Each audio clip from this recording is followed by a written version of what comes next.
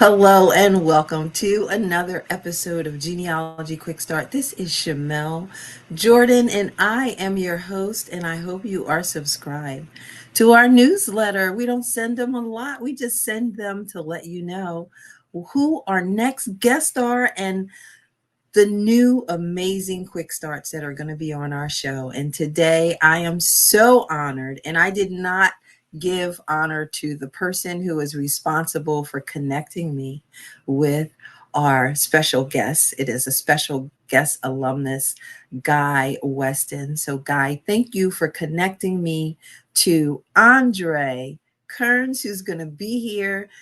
And Andre and Michael and Jim, they created two quick starts that just blend. Like, it was just really amazing that they didn't even try. It was in the air that we needed to talk about assumptions, okay? Assumptions.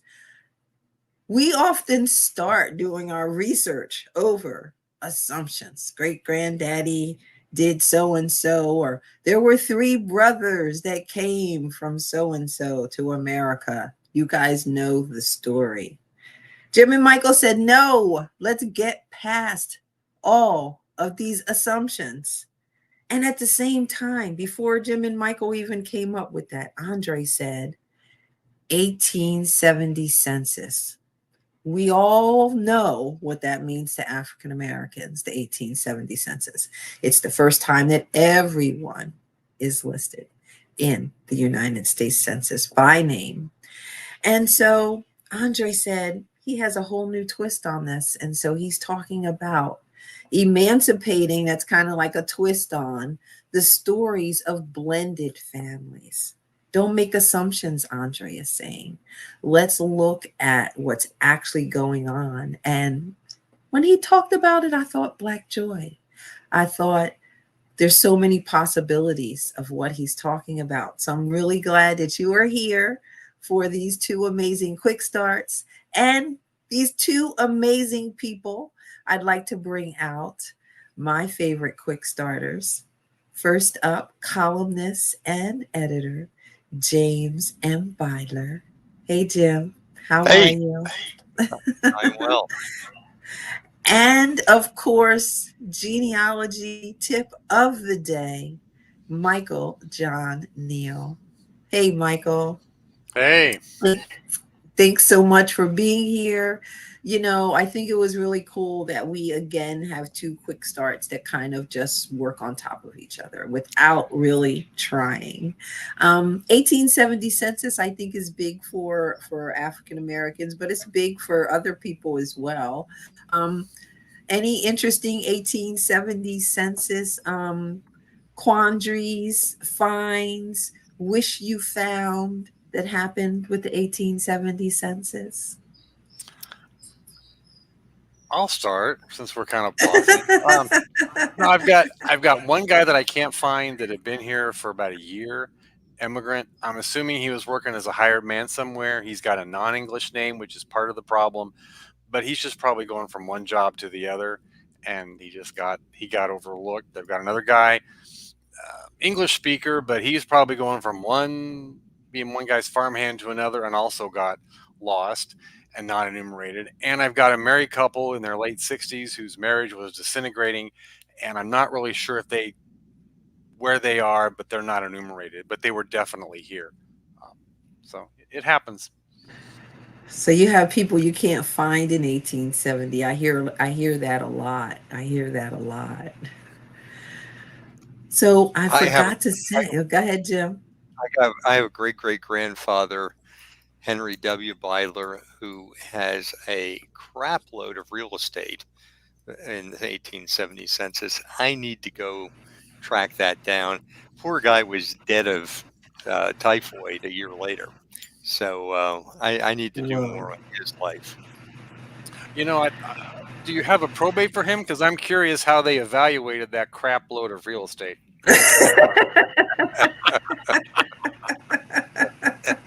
It's an administration. He didn't plan on dying.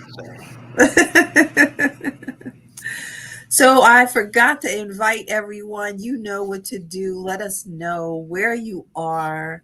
And if you have a genealogy group that you're in, because there's a lot of genealogy junkies here, please let us know your genealogy groups because you are special to us and we want to make sure that your group is getting our newsletter. So definitely put in the comments where you are. So who do we have? Oh, Terry came in first. I've been thinking about the black and gold, Terry. How are you? Terry from she says Columbus, Ohio. Oh, I didn't know you were from Columbus, Ohio, Terry. And she is with AAGHSC, or I call them Chicago the Black and Gold. You know, when there's an event, you know when Chicago's there. Hello, Marion. Nice to see you. Hey, Ari. Nice to see you as well. Hello, Cynthia from Topeka, Kansas. Judy from Chicagoland. How you doing, Judy? And Greene County, Wisconsin Genealogical Society. We could just probably read Judy's genealogical societies for probably like a couple of minutes. Hello, Renata. Good evening to you as well. Nice to have you here. And she is a special guest alumnus. Renata is. Hi, Jackie from Oggs, Metro Atlanta. Love Metro Atlanta. Hello, Sherry Camp in Topeka, Kansas. In the house. Yes, I haven't seen you since NGS in Richmond. Valerie Ann from Philly area and GSP. Thank you. And Dana Lee. Anyone on YouTube able to hear the conversation? You guys can hear us, right? I think you can. Renata has her now. She's representing. She's woken up.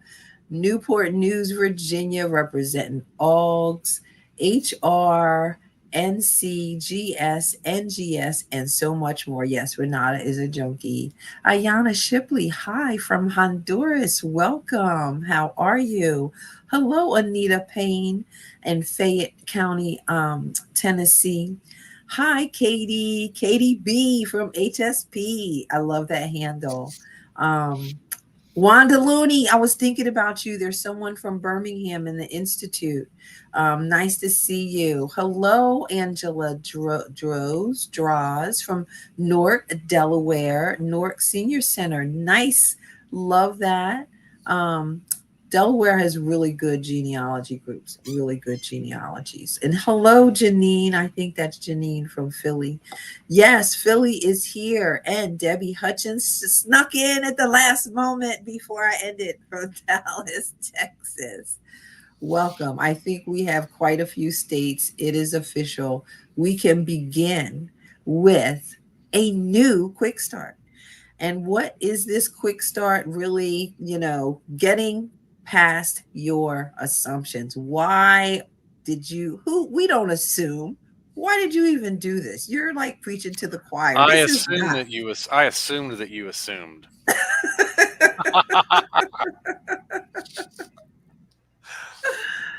So let's get started with getting past your assumptions. So you're saying we're a bunch of assumers and stop assuming. All right. So let's I'm saying start it's with good if we just be aware of it. I'm not. be aware of I'm it. not. I'm not casting any stones or anything. I'm not casting anything. No dispersions. That's the bigger word I was looking for. Thank you. Yes. Because when it comes to assumptions, sometimes you don't know what you don't know. No, exactly. Yeah.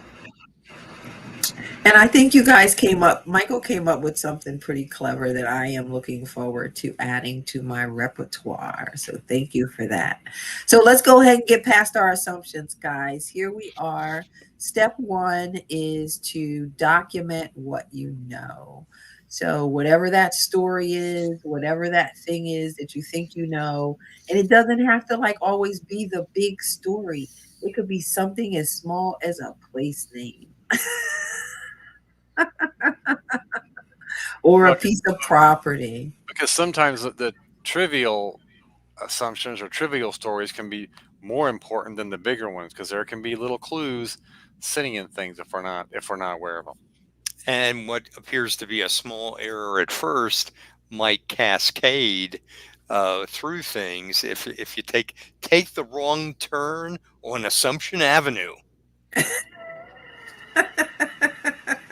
It leads you to Mistake Drive. No, go ahead. Yeah. Oh Because that's the Lord. end of that. That's the end of that literary I think it. I rabbit think hole. we. I think we've reached the end of the road. All right, darn it. We're moving on to step 2 before somebody says anything else corny. All right, document what you know. Step 2 is list the assumptions. So can you give me an example of like something that you and how you would list all the assumptions? Well, what I suggest to people to do, in list of all the assumptions, which I think this was the idea you were talking about when you did the introduction, was turn off the internet, even maybe turn off your computer, but think about an ancestor and then write down everything you think you know about him or her, all their vitals, their educational level, social background, occupation, social status, religion, all those things. As much as you can think about that person, write them down. Don't look up anything. Don't look in your database or anything. And then when you've kind of maxed all that out and can't think of anything else about that person, then we're going to go from there. But that's what you want to do. Just don't research anything. Get off the internet, avoid rabbit holes, and just list everything you think you know about that person. Like they got married near where the kid was born. They lived in the town where they died. All things like that are good things to add to that list as well. Okay, fantastic. I love that. Did you have anything that you wanted to add, or did Michael kind of sew that one up? That's pretty cool. Michael, it's like he has a sewing kit on this. But try picking up on that simile, Michael. But Please don't. Please don't. I won't. I'll save that for later. All right, so we've listed our assumptions. I like that exercise. Like, don't look it up, don't go through your paperwork. Just what do you think that you know? So list it all down. I like that. Step 3 is then to research the assumption. So now we can get into to research an assumption. So when you're researching an assumption, are you trying to prove that something is right? Or are you just like, because when you're saying research the assumption, it's like trying to prove that this thing is correct. Is that what you're going for? For some things, you could see if you could find documentation of it. But if we're talking about, say, religious affiliation, you might just want to find records that would document that.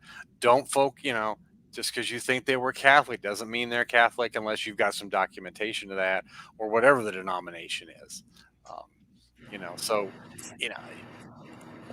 we're going to, some things you might want to try, if you think you've got a year of birth, obviously if there's birth records, you're going to look in that year of the birth records. You're not going to, well, maybe my 1900 year was wrong, I'm going to start 1910. You're not going to do that. But just be open to that they could be incorrect. And then if broaden your search, if you can't find documentation for what you think is correct. Yeah, well, you're wanting to either confirm or deny, Right. And in some cases it's going to end up being equivocal. But the main thing is that you do try to find some documentation to back up what you're assuming. So that's all you know. So that's what you go for. You go for what you know. That's what you guys are saying. You just do general kind of research as if this was factual.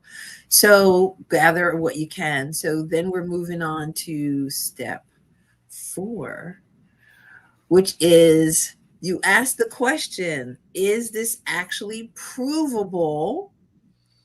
Is it just wrong? Or is it something that you can't really, so far it's nothing that you found that can prove it unprovable. So talk to us. One example of that, there's a family story that my ancestor in the 1850s sold sandwiches in this little river town. Well, there's no way I can prove. There's no way I can prove that. She didn't need a food license or a vendor's license in 1850 to do that. So that statement in and of itself is, I'm not going to be able to prove that. Just because I can't prove it doesn't mean it's wrong. And like a lot of things that we're told, there could be a grain of truth to it. Turns out she had a tavern, maybe selling sandwich, which is more, that's Ah, something that's more easy to prove. There might be a yeah. license, like we talked about before, a license involved, an estate record might give clues about that, and it might be in the newspaper or whatever. But selling sandwiches in and of that's just, you're not gonna be able to prove that. Doesn't but just because you can't prove it doesn't mean it's wrong. You know, you also can't say it's right either. It's just, it goes in that category of things you can't prove.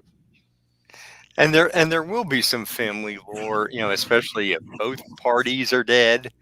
Uh, what do they say? Two people can keep a secret as long as one of them's dead. Uh, so so you do have a lot of things like that aren't going to show up in records.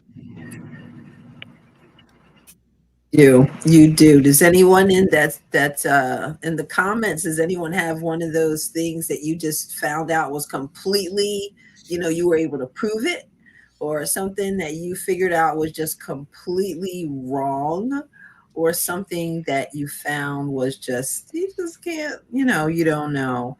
I found something that's completely wrong and I can't figure out how to get everybody to stop saying it Oh, without them getting mad that's at a me whole like. different. That's a whole different show. That's a whole different show. But Yeah, that's why we do the work to try to correct that stuff. So, like, what do you do when it's like this thing that maybe people have wrapped themselves in, whether it's Native American, whether it is certain type of ancestry?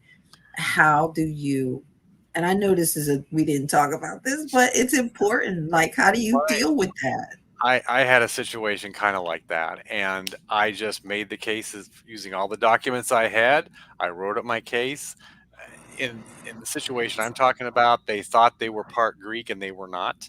The individual was not Greek; Ah. he was their stepfather, and it did not go over very well. But you just have to say, "Here's what I found," and leave it at that. The emotional drama or whatever or connection they have to that person is on them, not on you. You just write up what you find and go from there. Their issues are not necessarily your issues. I think I've probably talked about this in the past in my ex-wife's family that uh, I was helping her research. Um, we went to the family reunion of this line that will remain nameless, and they had bought hook, line, and sinker a write up from a biographical history, county history, and it named a completely different immigrant than who their immigrant was. And I had like 12 pieces of primary source documentation, and and they believed that they were descended from a Friedrich, and it was really a Casper. And at the reunion, this one, I'll just call her an old biddy because that's what she was. She said, Be well, nice. well, you can have your Casper. We're going to keep our Frederick. And darned if That was when a they, haunting comment about Casper. yes, yeah, and darned if when they published their history book a few years later, there's Friedrich. They did like make a footnote that some say that the immigrant was actually Casper, but we Oh, don't care. they put We don't that in there. we don't care as a footnote. Yeah, yeah. So anyway, you can lead the horses to water, but you can't make them drink. Oh my gosh. So, okay, you got to tread kind of, you tell them what you can, share what you can, actual sources, and then let whatever happens, happens. I get it. Angela says she assumed that she was the only person with her last maiden name and had never met anybody with that name until she discovered in a small town in Germany where almost half of the residents had that name. Unfortunately, she's not connected to any of them yet. That might be like the Smolniak situation where it was a whole bunch of people in the same location with the same surname, but they didn't all have any DNA connection. Good luck, Angela. You're going to find your people. They are out there. They are out there. All right. So, step four was, put it in a category. And as long as you write it up, it's cool. Jim has some things to share, which we'll share. And this is the step that I love, Michael. So, step five is to work to disprove the unprovable. So if you have ones that are kind of unprovable, you put it in that category, you're going to work to disprove it. So can you help with that?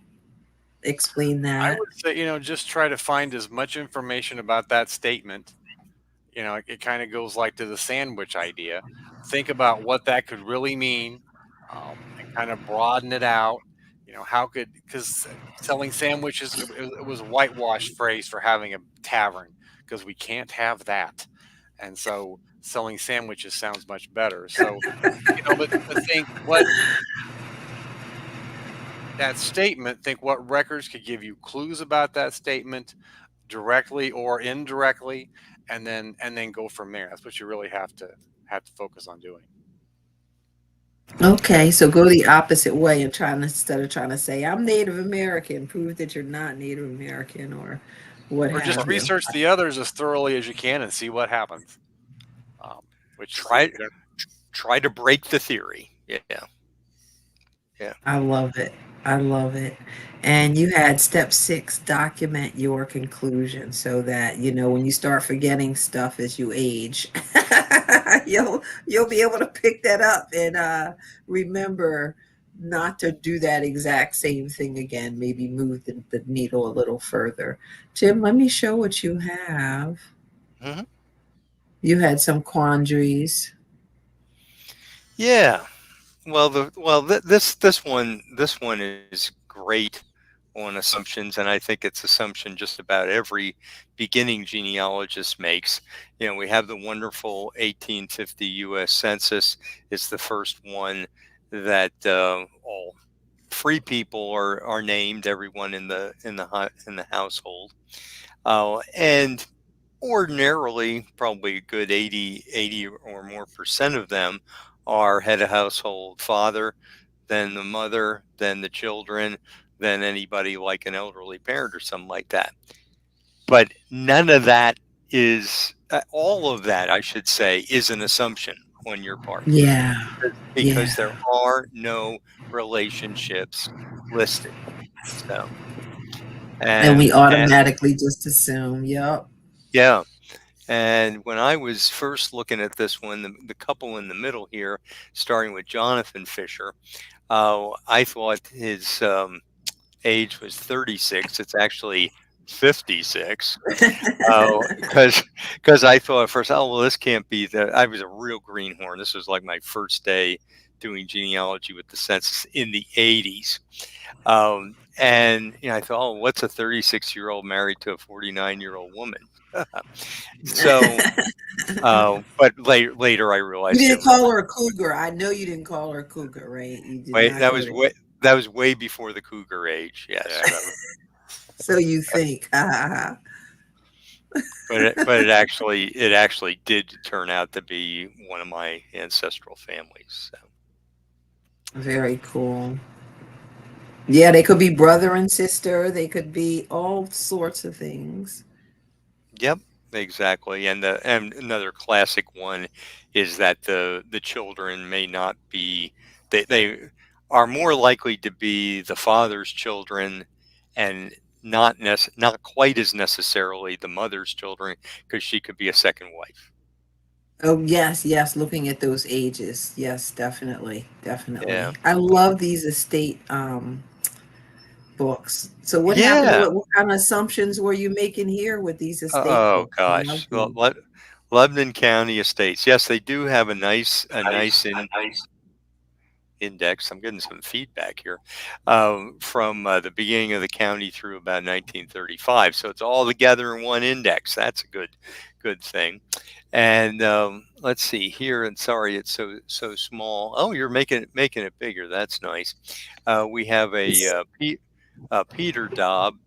uh, and toward the top there, died around 1826. And his administrators are Magdalena and John Dobb. Um, and I believe my assumptions, in this case, my assumptions were right, that that's his widow and his eldest son. I, I wished Okay. I wished my ancestor, another Peter, was mentioned in those estate papers, but he's not. That's always been my negative evidence breaking through the brick wall. I went through a whole different ways of eliminating this older Peter's brothers as potential fathers to my younger Peter, and then finally decided this case is closed. It's got to be this Peter who's the by, but purely by negative evidence. Yeah. Right. No, these are great for trying to figure all of that out. And the same name, same surname, it's just within the family, it's such a tangle. Um, do you guys have any like tips for how you like you gave us one idea on how to detangle families with the same names in the same location. Any other ways that you kind The of one thing using the probate records would be to look at how the payments are dispersed, go through all the disbursements. That can give you clues as to how they're related. It won't be specific unless there's a document that specifically says how they're related. But sometimes you can get clues as to how they're related based on who gets the same amount of money, or to oversimplify, six people get $100 and then there's three others that each get 25. That would make you wonder if there was another sibling that had died and those were their children. Is it proof of that? right. Eh, it's suggestive of that, and you want to research that further. But sometimes you kind of have to play around with those numbers a little bit. But there can be, in those accountings and disbursements, there can be clues there when you look at the amounts of money. Um, And if you look at the will, sometimes they'll explain why they divided it up like that. So, Jim, you had one more. I don't want to leave this out because I love headstones. What's going on with the tombstone of Henry Dobb Jr.? So, who do you think is Henry Dobb Jr.'s father? well, probably not Henry Dobbs Sr. because you're making it a point of it. That's my You're that's, just that's my assumption for the day. you're just always too smart. Yeah, not only did not only is it listed on his tombstone, but he lived right next to Henry Dobb Sr. But actually, he is the son of Peter Dobb, another Peter Dobb than the one we had the estate file from. And he married a cousin who was the daughter of that Henry Dobb Sr. So easy mistake to make. I saw also this in a burial book, a Henry Dobb, son of Peter Dobb. And I thought, oh, well, there just must be another Peter Dobb yet, and another Henry Dobb yet. No, no, Lloyd no. Bachstruck was the first person that hit me to them putting juniors and these things on people who are not even related often and just in the same place. I was just so upset. Like that was so upsetting. And the names are just so difficult. You can't make any assumptions. You can't make any assumptions at any time. So I get that one really stuck with me. That's a really easy one to make a mistake. Juniors and seniors. Is there a time when they stopped doing that? Or is that's not something that continued into the 20th century, do you think? I haven't seen any references to seniors and juniors not being father and son, or at least, well, father and son. In the 19th century, still rather common because they used it in the sense of the elder and the younger. Uh, Yeah. and they, at least among the Pennsylvania Ooh. Germans, almost never used the styling the third. Because in those Dobbs I'm telling you about, there are three Peter Dobbs in a row, and nobody uses the youngest one does not use the third. The one in the middle, when the oldest one died, the one in the middle becomes senior, and his Okay, son I don't want to becomes hear junior. anymore. That's more than I want to hear. Okay, thank We're you. out of That's time. enough. All right, thank you. Let's get these steps in really quick so we get to our special guest. Getting past your assumptions. Step one, document what you know. Step two, list the assumptions. Step three, research the assumption. Step four, is it provable, wrong, or unprovable? Step five, work to disprove the unprovable. And step six, document your conclusion. Jim and Michael, thank you so much. See ya. See ya. All right. Oh no, I think I soloed you instead of removing you. Goodbye. And let's split the show 1 second. All right. I am so sorry. How dare I take up Andre's minutes? Andre, I'm so sorry. I am so excited to have Andre on. I have been Andre's Facebook friend for a while, but now will be a special guest alumni. But let's get him through his first quick start, which is quite brilliant. I just love how our special guests just come up with these nice little slices of ways to look at things a little differently. And often it's a little deeper, which in Andre's case, it's a little deeper. So let's welcome our special guest, Andre Kearns. Andre, welcome to Hey, Genealogy Quick Start. thanks for the invitation. And I'm super excited, not only because I'm on Genealogy Quick Start for the first time, but also because tomorrow is my birthday. So I'm celebrating early by being on this show. Thank you for the invitation. Happy birthday. And we are birthday kin. So thank you. So, Fellow Andre, I'm Leo. going to ask you what we ask all of our special guests. And All that right. is, we want to know your 1 minute genealogy story. How did you get started? And when did you know that you were hooked on genealogy? Wow. I think the seed was planted when I was a young boy, and I saw Roots, watched the miniseries Roots, and I just was really captivated by the story, and that Alex Haley could really uncover as much as he did about his family, and specifically his ability to trace back to named ancestors born on the continent of Africa. And so that stuck with me. And of course, Alex Haley has inspired millions and millions of people to get into genealogy, and I'm certainly one of them. So that was the seed. And then I would say the seed started to sprout when I built a family tree for Kearns family reunion about 18 years ago. And I just got hooked from there. And so have just, it's continued to build. I really enjoy researching, uncovering my family stories, sharing them forward. And I really believe that it's important for us to do that, to share a whole and complete understanding of our shared history as a nation. Most definitely. You said that very well. Is this CBS? Are you giving me the CBS treatment, Andre? Did Roots premiere on CBS? I don't know. Yes, I can't remember whoever it was, but yeah. So thank you for that, Andre. Andre, let's jump right into your quick start, Yeah. which I absolutely love, which is emancipating the stories of blended families in the 1870 census. Can you tell us a little bit more about what you mean by that?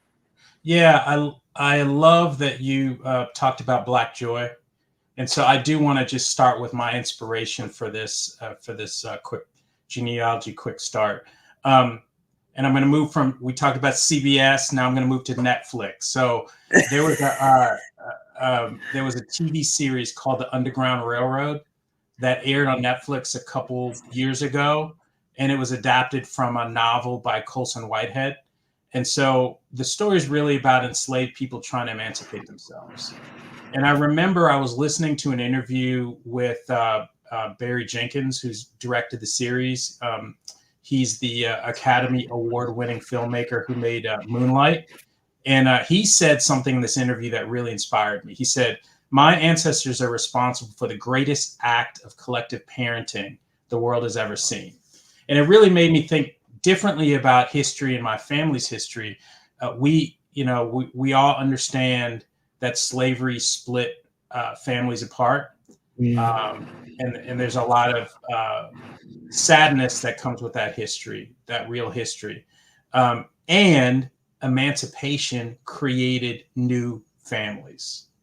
And there's Black joy in that. And I think those are those blended families in our family tree that are there to be uncovered. And so that quote really inspired me to research emancipated families within my own family tree, learn more about them, and try to understand how they came together. So, and I think we touched on the 1870 census a bit, but really, the key about the 1870 census is it's the first census in which formerly enslaved people appear by name. So it's a really rich resource for us. Also, like I said, the households that you find in 1870 census, they could be biological households or they could be blended family units. A lot of times they're blended family units. They all have the same last name. So that gets back to like this theme of check your assumptions. Just because they're all listed with the same last name doesn't mean that they're that they're all biologically related to one another. And then on the topic of names, the other piece is that for emancipated families, right, first and last names were not fixed. So we talked about. Oh my goodness, yes, names could definitely change. Yeah, people with the same last name, we talked about in assumptions, and junior and senior, and that shifting. Well, for African American families that are tracing emancipated families, you could have a different first name, a different last name over multiple records and census. So it definitely makes your research fun. Yes, that's where the fun comes in. So let's really have some fun, Andre. Let's jump into your quick start. We're going to go through the steps. We'll talk about them and at a high level, and then we'll go ahead and share your slides. Unless you want to do them together, let me know. So step 1 for emancipating the stories of blended families in the 1870 census. Step 1 is to choose a family. So we, have many lineages. Just really choose a family. Everybody do that. Think about a family from 1870. I mean, from, that time period. And so then step 2 would be to trace them back to the 1870 census. Andre, is there any really a tip of where people often are challenged with getting back to 1870? Is there a tip that you might offer them that could help them to get back? Maybe something that will break open a connection. Yeah, I mean, I think it was covered in earlier in the session on assumptions, right? I think one of the steps was really document what you know and work your way back. And so that's really the system that will allow you to document what you know with your parents, your grandparents, and work your way back to your great-grandparents. And then hopefully you continue to do that, and that will lead you to the 1870 census. So it's just step by step, step by step. Yep. Yeah, absolutely. And if that family's not talking to you, you choose another lineage and you work on them until. That happens to me all the time. And you hit a wall, and you just have to. You don't give up. You just put it to the side for a little bit. Yes, exactly. And work on something else, and then hopefully you'll come back and see something you didn't see before, or a new clue will reveal itself to you that previously was not revealed, and that'll help you push ahead. Definitely. Okay, so we are all getting them back to 1870. And after we do that, we want to understand the census questions. Okay, what do you mean? I'm looking at the census. I understand the what questions. What do you mean? What are we missing, Andre, from these census questions? Yeah, I think it's just understanding all of the information available to you in the census. What is like the census is the 1870 census is organized. The households and the individuals in the households are in rows, and then there are columns that give you just a bunch of information on each person that's in that row.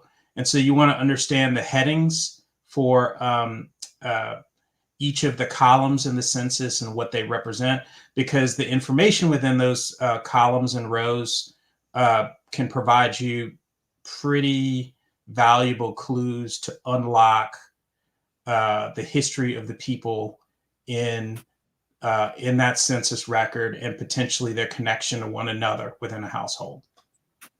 Most definitely. So dig into those census questions. Sometimes when I'm reading census people, when I'm goofing off at work and I'm looking at people up and I'm like, oh, they were married. This is their second marriage. And she had such and such kids. They're like, how do you know all that? You don't know all that. I'm like, it's right here in the census. I feel like I'm just, like I'm the CIA or I broke into the FBI computer or something. No, it's just ancestry.com.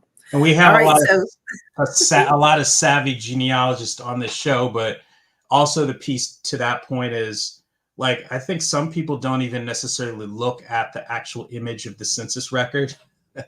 If you're on Ancestry, they're kind of looking at the transcription summary that or maybe not even looking at the census record, just you got to get to the original. So yeah, there's so much information and so many valuable clues you can get by just looking at that image and asking questions. All right, that's step 3. Understand what you're looking at, Andre said. Step 4 is, are they biological or a blended family? So I think you kind of talked about that. This is like the don't make assumptions step, right? Yeah, that's right. It's don't make assumptions. Even though they may all be listed with the same last name, don't assume that this is a biological family. And I think the 1870 can be a starting point, and you're looking for clues within the 1870 census. Know the information, as we said in the previous step, that the census is providing you. And then with those clues, you can start looking at other documents to try to uncover whether this is a biological family or a blended family. Looking at marriage records, looking at the 1880 census, looking at death records for each of the people listed in the 1870 census, and that will start to give you a better sense for how this family came together. I love that. So you're saying don't just look at that record in a bubble. You need to look and gather additional records to help you to understand what you are looking at. I love that, Andre. Absolutely. I want to get to your record. So step 5 is, has the name changed? That's interesting. So are there any common ways that some of these blended families, like, why would the name change? Yeah, I think the name could change because as a head of household, right? The census taker may assume that all the children in that household have the same last name as the head of household. But what if the head of household is a step parent to those children? So there's that scenario. What if we have scenarios where emancipated people have changed their last name? Could be a certain last name in one document and they've changed it to another in another document. So what if they just changed their name, right? What if they got married, right? And so what you saw in the 1870 record maybe was a maiden name, and then in future records, it's their married name, right? And so it's so that's where a lot of the clues in the 1870 census that are in those columns will give you clues to be able to say, okay, even though this person has a different last name in these other two documents, I'm pretty sure it's the same person as I was looking at in this 1870 household document. And Renata's right with you. She said, check out those marriage records, cohabitation records, to get down on what the parental breakdowns are. I love that, Renata. Thank you. So so that was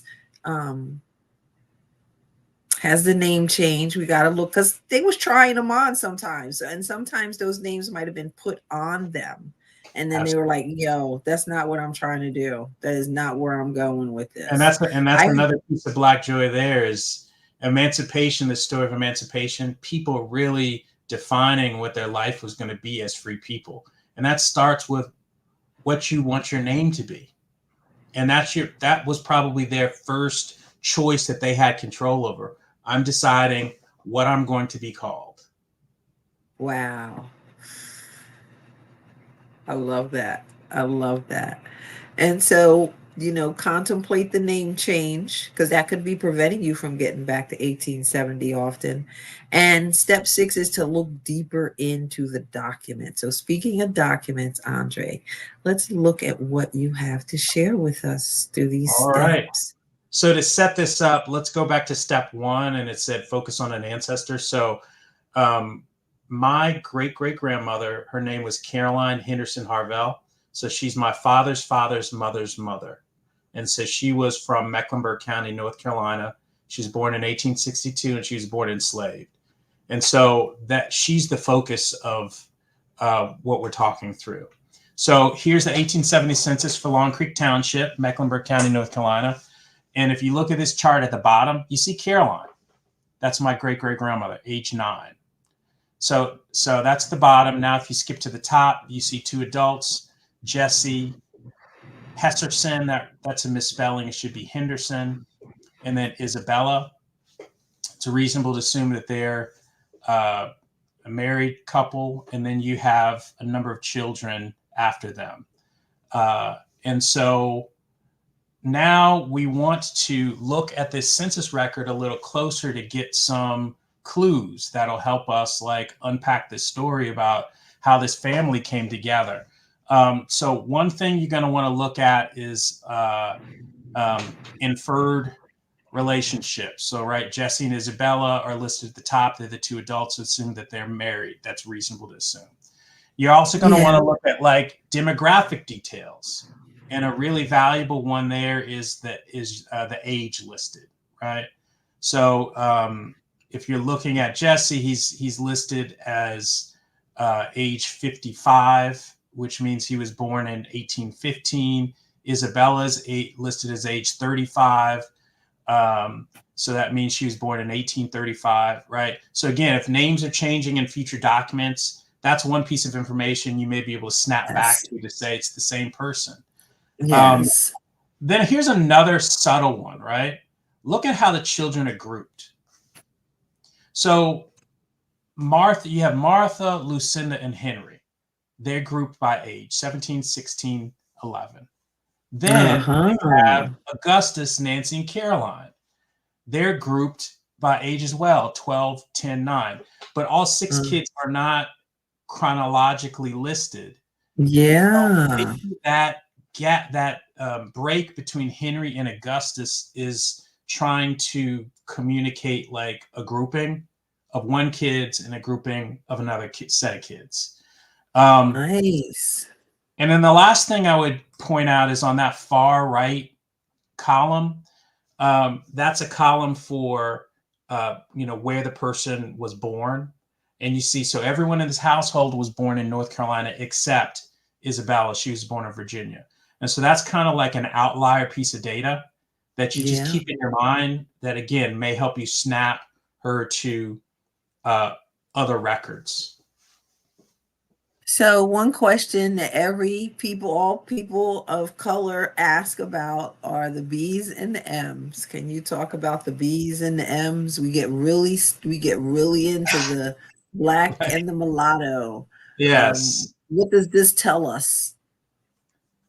I don't know how much it tells us. I think that other than all these people are African descended, B means Black and M means mulatto, which is an outdated term for mixed race people.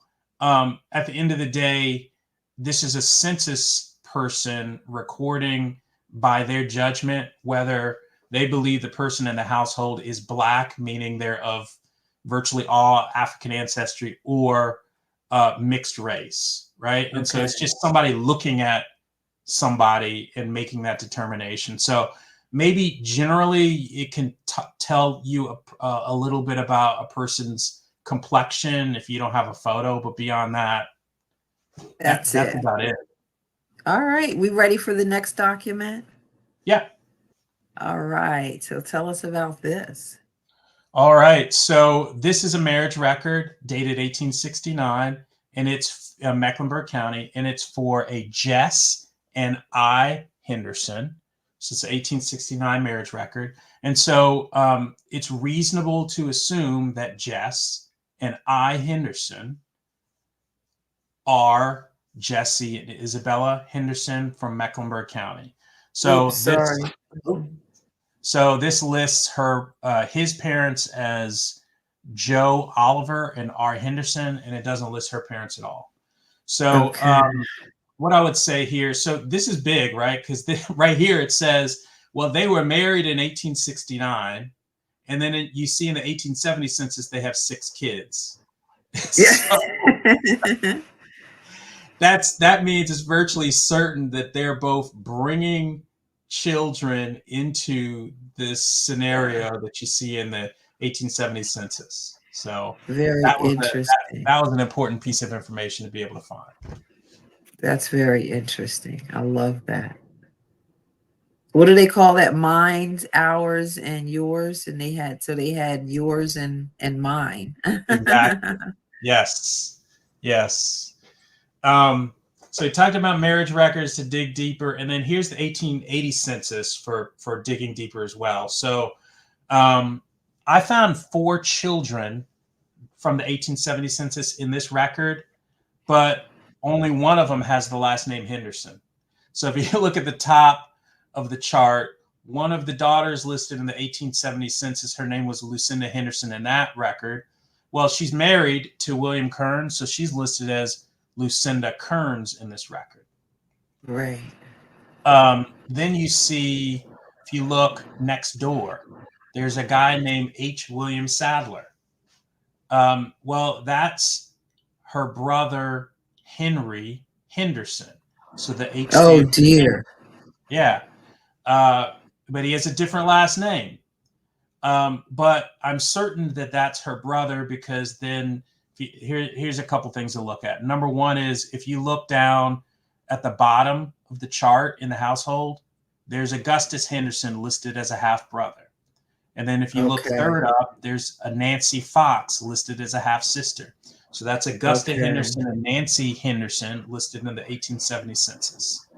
And then the other thing that I would point out is, if you look at William Sadler and then you go all the way to the far right, in the 1880 census, they actually added a couple columns. So the first column is where you were born. That was in the 1870 census. But then these other 2 columns are where was your mother and father born, right?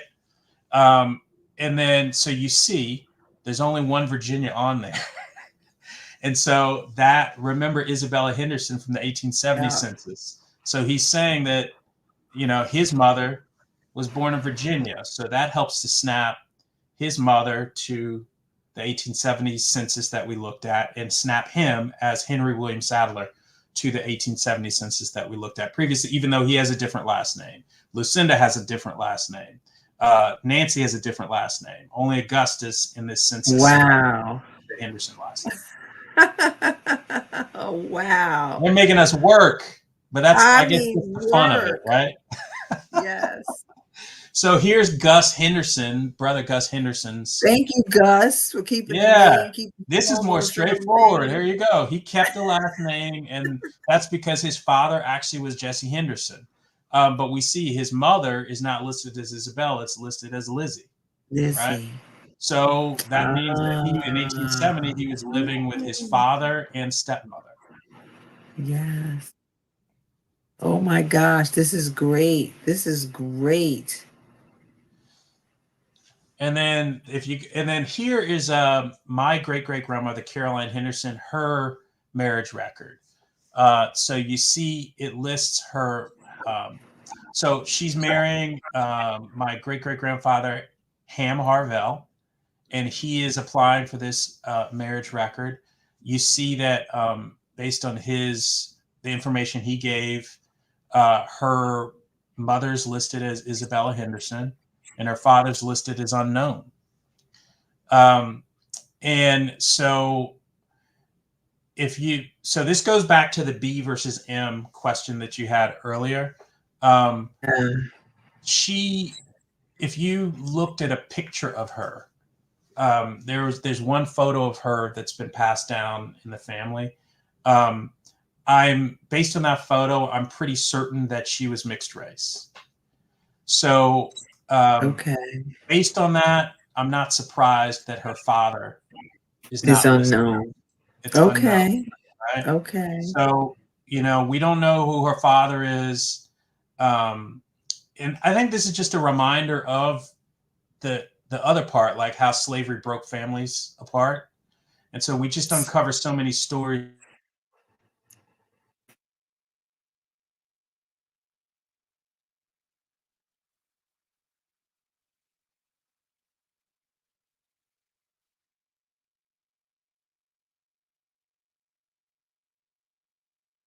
Are you able to hear me?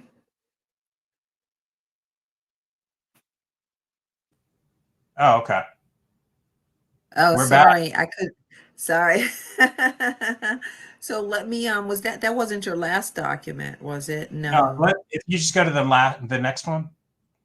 So this is the reveal. So if you go so this is what I was able to uncover. So Jesse Henderson and an unknown woman had a child, Martha Henderson, in 1853.